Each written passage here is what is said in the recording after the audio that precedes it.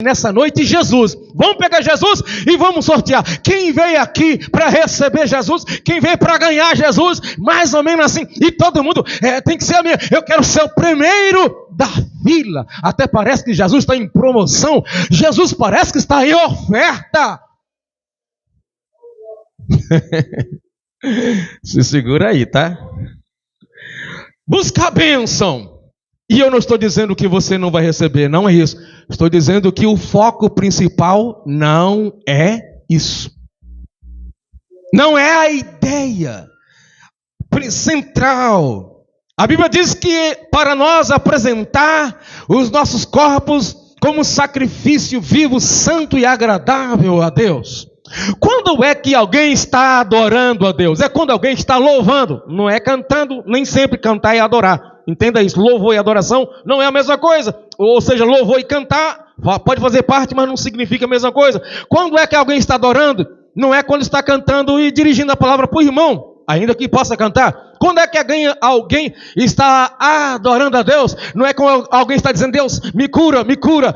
Não, ainda que você possa fazer isso. Quando é que alguém está adorando? Quando alguém está tributando honras e glórias ao Senhor, que é digno de toda honra e glória.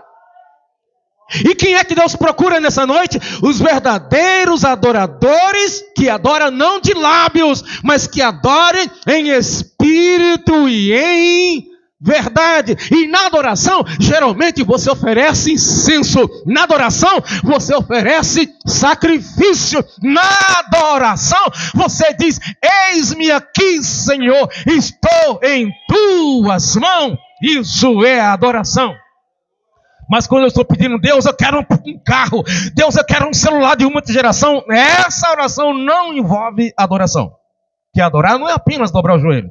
Adorar não é apenas orar. Tem oração que não tem nada a ver com adoração. Tem a oração que Deus gostaria até que você não fizesse.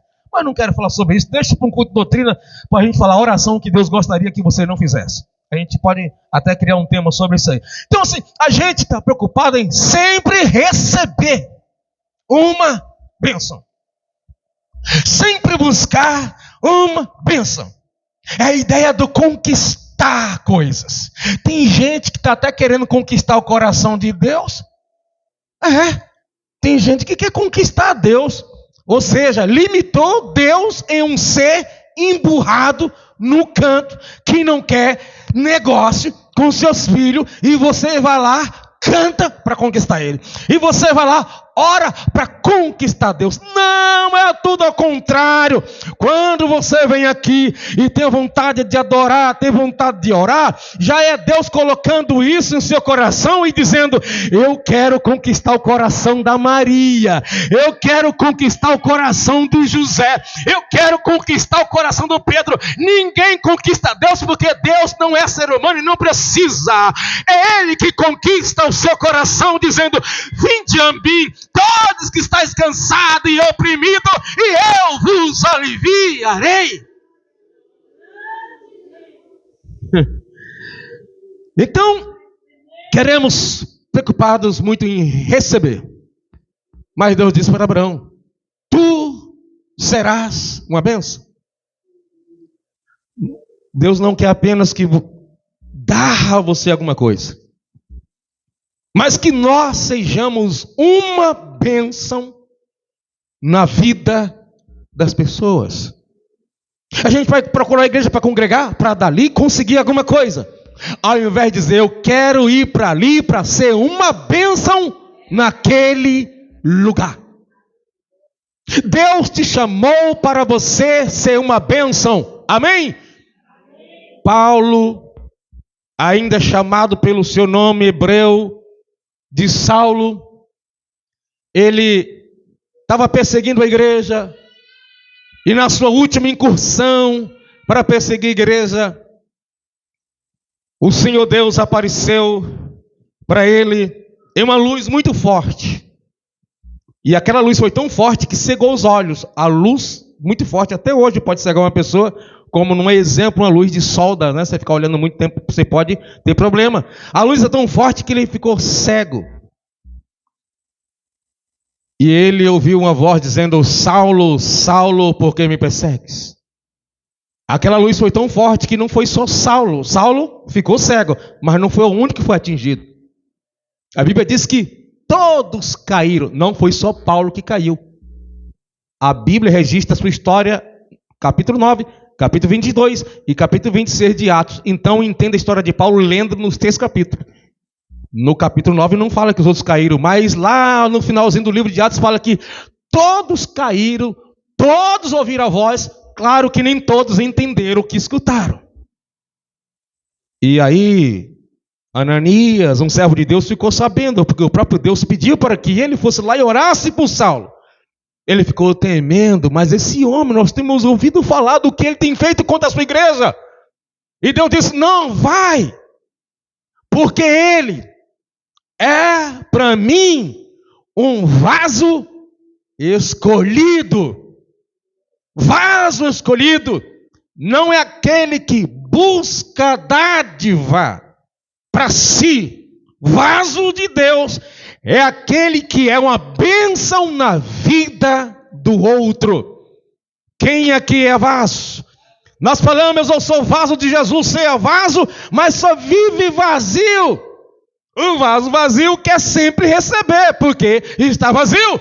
Mas a Bíblia diz que nós seríamos como uma fonte que transborda. Isso é, quando eu sou um vaso de Deus e sou cheio de Deus, eu por onde passo vou transbordando, contagiando, abençoando pessoas.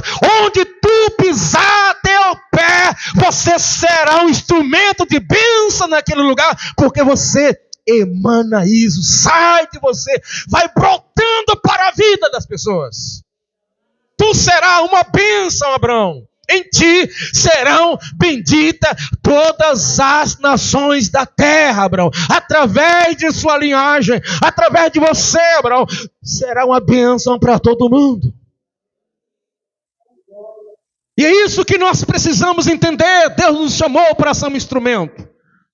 É por isso que a gente ora para cantar um hino, para que quando a gente cantar, quando nós cantarmos, sejamos uma bênção. Vamos louvar o nome do Senhor e vamos ser uma bênção na vida daqueles que nos ouvem. Paulo diz assim no capítulo 14, 26 da primeira carta aos Coríntios: quanto mais, irmãos meus, quando vocês ajuntar, um tem salmo, outro tem doutrina, outro tem línguas, outro tem revelação, outro tem interpretação, faça-se tudo para edificação. Percebe que o culto coletivo é diferente de um culto você sozinho na sua casa. O culto coletivo, você primeiramente é para adorar o nome do Senhor. Segundo, para edificar a igreja que nos escuta, pregando, cantando, orando. Ser uma bênção. Porque às vezes a gente anda com Jesus. Presta bem atenção.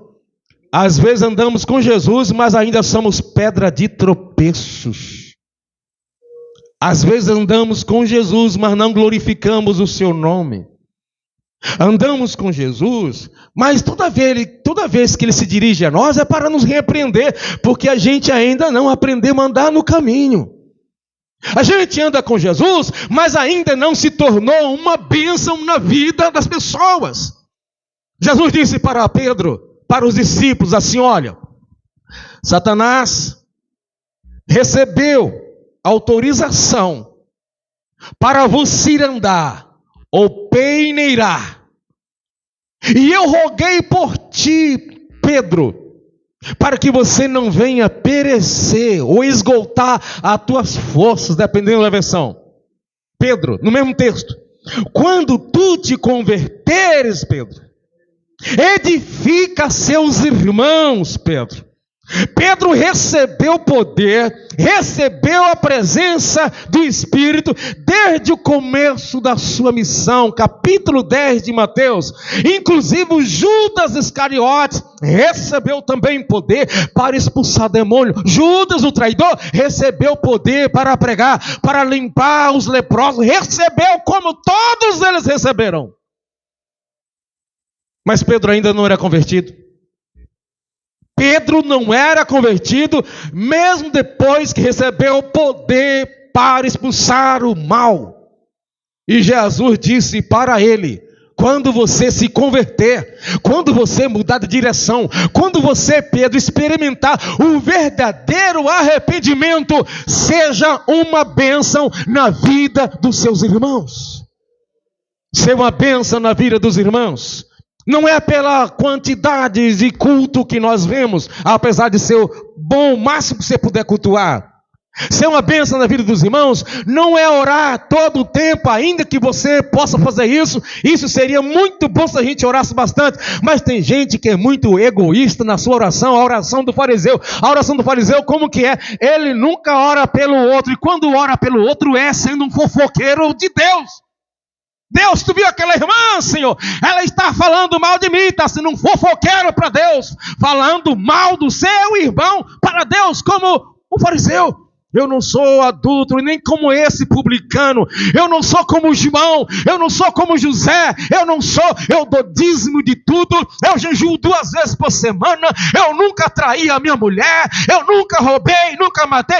Isso é oração que Deus abomina. Ainda que o crente que é um vaso de Deus não deva fazer tudo isso. Mas não compete a mim falar do meu irmão para Deus, a não ser interceder dizendo: Senhor, faz um milagre na vida do meu pai, da minha mãe, do meu pastor, do meu parente, do meu patrão. Abençoe a vida dele, Senhor. Aí você fala assim: pastor, e se for uma pessoa que faz macumba para mim, o que eu devo fazer? Você deve abençoá-lo. E se for alguém que me odeia, pastor?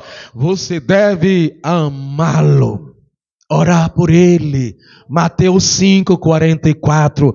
Ore por aquele que vos persegue. Abençoa aquele que vos amaldiçoa. Faça o bem para aquele que te faz o mal, para que sejais filho do vosso Pai que estais no céu. A vida de um abençoador é assim. A vida de quem não tem Deus é assim. Você me feriu, eu vou te pagar com a mesma moeda.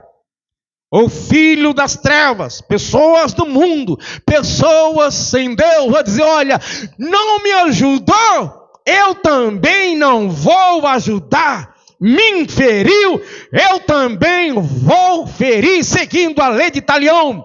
Você me deu mal resposta, eu também vou dar uma má resposta. Mas aquele que é uma bênção na vida de alguém, enquanto alguém está fazendo macumba e alguém está lhe amaldiçoando, ele estende as suas mãos e diz: Deus, eu abençoo essa vida, eu abençoo essa alma. Eu quero que o Senhor salva, eu quero que o Senhor liberta, eu quero que o Senhor transforma, eu quero que essa pessoa enxergue a tua luz e se converta ao Evangelho.